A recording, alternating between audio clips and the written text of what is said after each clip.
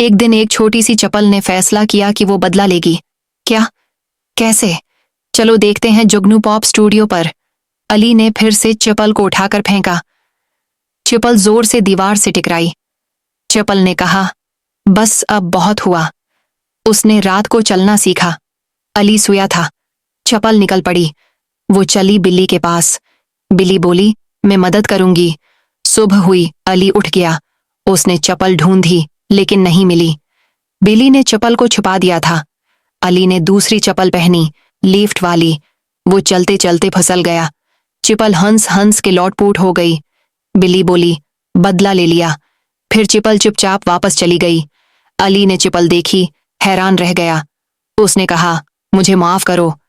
चप्पल ने सिर हिलाया। अब अली प्यार से चप्पल पहनता है। तो बच्चों, कभी किसी छोटी चीज को कमजोर मत समझो। हर चप्पल का एक दिन आता है। बच्चों, आपकी चप्पल कभी भागी थी? कमेंट में लिखो और जुगनू पॉप स्टूडियो को जरूर सब्सक्राइब करो।